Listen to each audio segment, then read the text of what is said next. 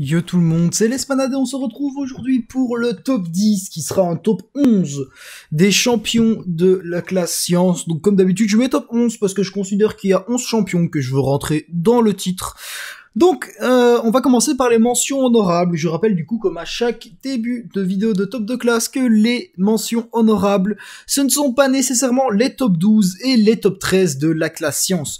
Ce sont juste des champions que je trouve intéressants et donc que je décide de citer et de présenter et de dire voilà ce champion est intéressant. Donc on va commencer par les mentions honorables. Nous allons en avoir deux. Alors d'abord nous allons avoir le monsieur tout rouge, donc voilà Redulk. Redulk, très souvent utilisé en Alien War pour la ligne 9.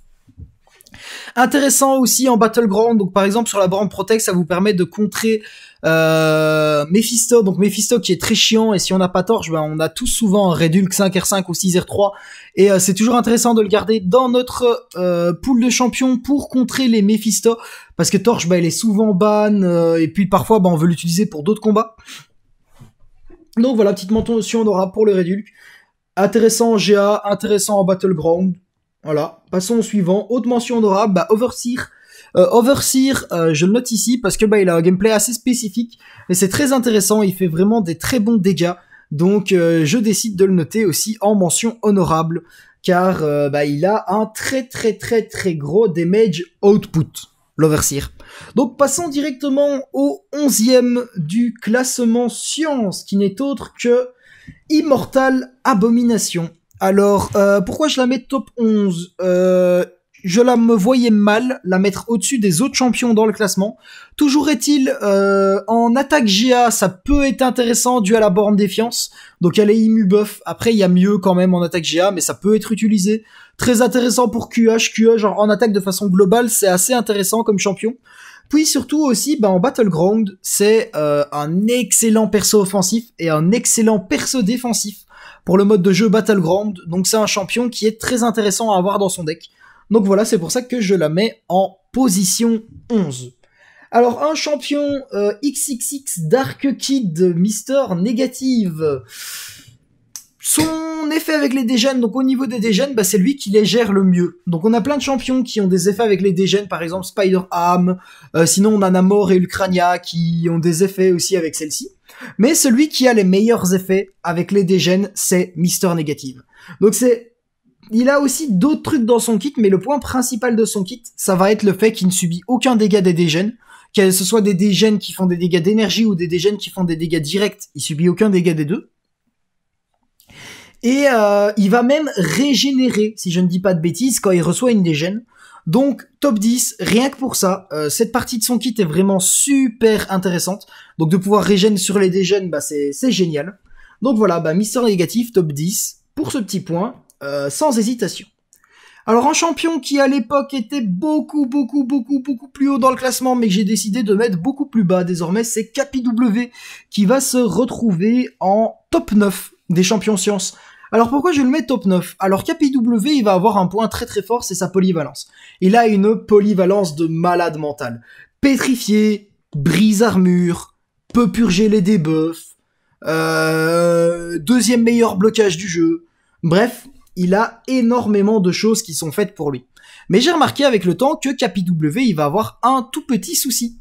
C'est que celui-ci, eh bien, il va pouvoir faire plein de choses, mais toutes les choses qu'il fait, on va retrouver des personnes qui vont le faire mieux. Donc par exemple, bah, sa purge de debuff pour un Crouching Stun, bah, on préférera un Hercule ou un Nick Fury. Sa purge de debuff de façon globale, bah, on préférera un Kaïd, un Maulman, un Crossbones pour son brise-armure, mais il y a beaucoup de personnes qui feront des brise-armures bien mieux que lui. Son pétrifié, on va préférer un Mr. F, un Spider 99, même un... C'est comment son nom encore ? Même un Anti-Venom, un Void.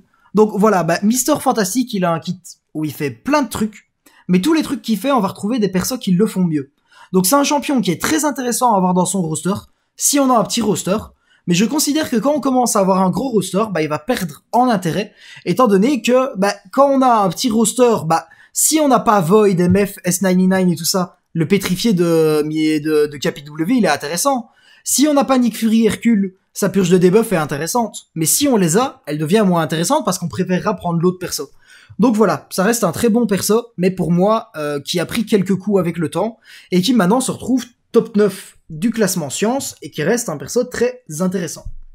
Alors après, pour le top 8, on va mettre Rakayu, le Caillou, donc Ting, top 8, très sous-coté comme perso. Bah déjà, elle est immu chancellement, immu purge, etc. Donc c'est très très très puissant en Alien War, pour faire par exemple Homme Chose en Born 20, avec une préfaille de Magnéto Blanc, bah Chose est une excellente option pour. Il y a sa protection aussi en Alien War pour la L2T1, L2T1 et l'Homme Chose, encore une fois, qui va être super fort. Donc la protection, ça va faire en sorte que plus l'ennemi tape fort, plus on va la proc, et quand on la proc, bah, on prend quasiment 0 dégâts, hein, tout simplement. Et il va y avoir quelques immus autres très intéressantes, telles que, je pense qu'il a l'immu brise armure, Chose, mais surtout, bah, il va avoir l'immu décharge, donc décharge qui est une immu très intéressante qu'on ne recroise pas vraiment dans beaucoup d'endroits dans le jeu. Et il va avoir également l'immu saignement. Donc voilà, bah, Chose, champion qui est assez complet, qui va avoir un peu le... Mais non, il va pas avoir le même problème que KPW au final. Il va faire des choses un peu exclusives, très très très résistant. Il manque un peu de dégâts, malheureusement. Mais Chose mérite totalement son placement top 8 dû à sa polyvalence. Alors passons top 7. C'est très très très très très compliqué à partir de top 7 de faire des choix. Et je vais appuyer sur un perso, ça me fait mal au cœur de le mettre top 7, hein. Mais considérez que maintenant, à partir du top 7 et tout ce qui sont au-dessus, c'est que des persos qui sont super forts. Et qu'il a bien fallu les départager, mais de manière globale, les 7 valent complètement le coup des Train Cup R4 aveuglément SIG 200, à mon sens. Ou pas SIG 200 pour ceux qui n'en ont pas besoin, évidemment. Donc on va se retrouver avec Void. Void ne sera jamais démodé comme perso. Donc c'est pétrifiés qui sont très intéressants. Il a besoin de l'éveil au moins à 1, de préférence à 200. Et ses dégâts passifs. Donc Void, très très très intéressant comme perso. Et on va juste avoir un problème avec Void, c'est qu'il va falloir apprendre à ne pas jouer au jeu. Parce que Void, il faut comprendre que le perso, ben, si tu fais rien, l'ennemi subit des dégâts. Si tu fais des trucs, l'ennemi subit des dégâts. Du coup, bah, Void, c'est pas fait pour les gens qui aiment trop se battre. Void, c'est un champion qui est comme Mister F, qui est comme Omega Red, où il faut apprendre à chill avec le champion, à parfois ne rien faire, à parfois taper un peu dans la garde. Genre, chill, genre patienter, tranquillou, et laisser l'ennemi fondre de nos dégâts passifs.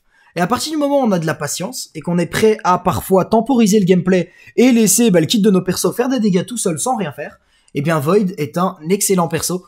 Top 7 science, il aurait pu monter plus haut, honnêtement. Mais là, je vais vous présenter le top 6 et je vais vous expliquer pourquoi Void est top 7 et non... Bah, si j'avais fait le classement, par exemple, il y a 6 mois, il aurait été top 4, pour vous dire. Donc, on va retrouver Missulk en top 6. Pourquoi Missulk est ici? Ben, en GA, Monster, parce que bah, elle a deux trucs en GA. Elle a la borne défiance. Et pour moi, les deux meilleurs holders de la borne défiance, donc de la borne en GA qui te permet d'être immu-buff, donc de détruire tous les mystiques, de détruire la borne 22, etc. Ben, pour moi, le meilleur holder, ben, on le retrouvera plus tard dans le top, et le deuxième meilleur holder, c'est She-Hulk. Ok? En plus de ça, eh bien, She-Hulk, elle va avoir un ralentissement. Et vu que pour l'instant, la borne globale en GA, ça va être Can't Stop, One Stop, donc où les ennemis vont avoir beaucoup d'irrésistibles, eh bien, avoir un ralentissement, c'est très très très valuable dans la méta. Donc de manière générale, de toute façon, Missulk est un excellent champion. Je la mets plus haut dans le top maintenant parce que bah, c'est également un excellent champion en guerre d'alliance pour l'instant. Mais sinon, elle serait quand même dans le top 10, mais elle serait plus bas, elle serait sûrement top 8. Donc on remonte tout le top de 1 et on la met juste avant Chose. Mais là, bah, vu qu'elle a la borne défiance et qu'en plus elle contre la borne globale en GA, eh bien je me vois mal la mettre autre part que top 6 des champions science. Cette petite Missulk, qui a beaucoup de choses, qui a également bah, les furies qui permettent de faire lancer les SP plus rapidement à l'adversaire, le SP2 qui permet de mettre un pétrifié à l'adversaire de 115% de potentiel, donc c'est beaucoup, etc. Voilà. Alors là, on va se retrouver à Scorpion. J'ai vu des vidéos de lui, je l'ai vu en 50 coups, claquer de 1 million de dégâts. Je me suis dit, tiens, le perso, il y a quand même quelque chose d'intéressant. Sachant que je vous avais dit que KPW était le deuxième meilleur blocage du jeu. Vous vous êtes sûrement dit, deuxième meilleur blocage du jeu, t'es sûr, c'est le meilleur. Sachant que je calcule le blocage du jeu, mais que sur le bon perso, hein. Genre, je sais que KPW, que Cap, mais pas Infinity War, mais genre, Cap World War 2 ou Cap 1, peut-être qu'ils ont un bon blocage aussi, mais on s'en fout, ces persos puent, quoi, tout simplement. Mais dans les très bons persos, bah c'est le meilleur blocage. Et d'ailleurs, Scorpion, c'est le meilleur blocage du jeu tout court. Et il est même loin devant KPW. Et en plus de ça, bah il a des dégâts insane. Alors on va se retrouver avec le même souci que Black Cat, bah c'est que Scorpion, je ne le connais pas parfaitement. Honnêtement, j'ai vu quelques gameplays de lui, je sais qu'il a un très bon potentiel, donc j'ai décidé de le mettre top 5. Pourquoi top 5 ? Parce que pour moi, ça va être un top science, mais il nous manque encore des infos sur lui. Donc dans une future tier list, peut-être qu'il va descendre un peu, peut-être qu'il va être un peu plus haut que top 5, mais en tout cas, je peux vous dire que Scorpion, c'est un champion qui est complètement insane. Je n'ai malheureusement pas assez d'informations à vous donner sur ce champion pour l'instant, mais honnêtement, bah, si jamais vous l'avez tiré, vous aviez eu la chance de l'avoir, eh bien n'hésitez pas à vous le rank up, vous renseigner sur lui, vous ne regretterez absolument pas, ce champion est vraiment très fort. Donc là, c'est un peu controversé honnêtement d'appuyer sur ce perso, mais Mister Fantastic, alias officiellement le perso le plus sous-coté du jeu, honnêtement. Faut quand même se dire que Mister Fantastic, je l'ai joué en GA saison 31. J'ai fait 0 KO avec. Je l'ai joué en GA saison 32. J'ai fait, bah vous avez toute la saison 32 de Mister F disponible. J'ai dû faire plus de 50 fights avec. J'ai fait un KO, et la raison de mon KO, c'est parce que bah, c'est à cause de bugs, mais de bugs, ça restait de ma faute évidemment, mais c'est parce que j'ai lancé le combat dans de mauvaises situations, donc le tactile de mon téléphone a bugué. Sinon, le combat, je l'aurais OS. Saison 33, encore une fois, bah Mister F, 12 wars, et je pense que sur les 12 wars, je l'ai pris 10 fois. Il y a que 2 fois où je l'ai pas pris. Je pense, oui, 2 fois, parce que 2 fois c'était... Non, il y a qu'une fois, je pense, que je l'ai pas pris. Bref, c'est le champion que j'ai le plus utilisé sur la saison 33 en rareté 2, là. J'ai fait 2 KO avec lui, un KO avec Penny, enfin sur Penny, que vous verrez, c'est toujours pas posté, je sais pas si la vidéo de War sera postée avant cette vidéo aussi, mais c'est parce que bah Penny, elle a eu un rework à son kit, et maintenant, bah pour la passer en 22, il faut une pré-fight de Magnéto Blanc, j'en avais pas, donc c'était juste un MU que Mister Fantastic pouvait pas passer. Et le combat contre Mangog, où j'ai très mal joué, et en plus l'IA a fait sa connasse. Et j'ai eu une très mauvaise RNG. Alors pourquoi je dis ça? Ça peut paraître un peu mauvaise foi, mais pourquoi je dis ça? Ben parce que absolument tous les autres gameplays que j'ai fait avec Mister F en GA, je les ai OS, mais c'était même pas genre un OS en mode oui ça peut être tricky et tout ça.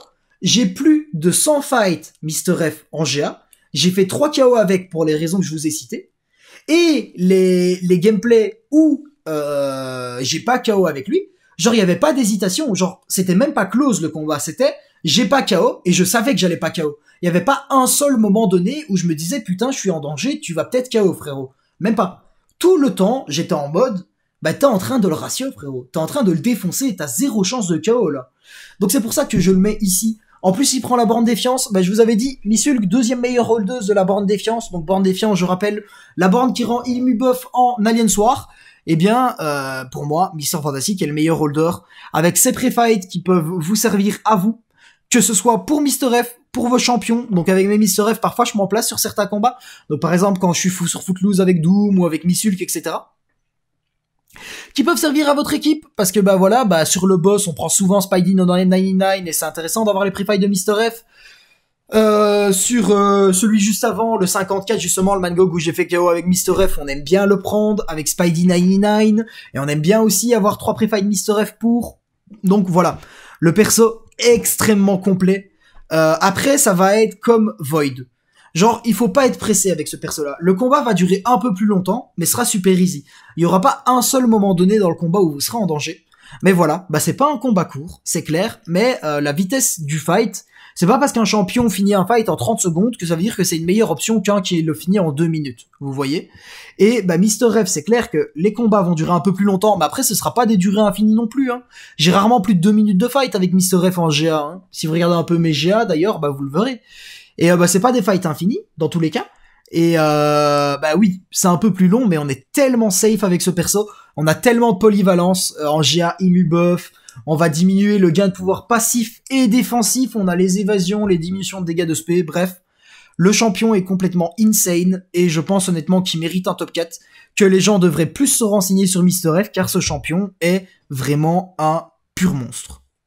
Donc on va continuer le top 3. Bon, le top 3 est assez évident. Spider-Man 2099 que je viens de citer. Bah, c'est le même concept encore une fois que MF et Void. Le champion, faut apprendre à rien faire parfois avec. Parce que bah il va falloir mettre des textes pour refresh vos debuffs. Il va falloir taper dans la garde de l'adversaire pour mettre des ruptures, etc. Donc oui, c'est pas un champion avec lequel vous allez H24 genre faire des combats full aggro. C'est un champion avec lequel on va plus style. Mais voilà, le perso est complètement insane actuellement en Alliance War. Donc il mérite son top 3 évidemment sans aucune hésitation. Je le mets top 3 parce que les deux persos qui sont juste au-dessus de lui sont tellement insane que je ne peux pas mettre S99 plus haut que top 3. Mais voilà, le top 3 en tout cas, lui, il est complètement mérité. Je lui ai donné sans aucune hésitation et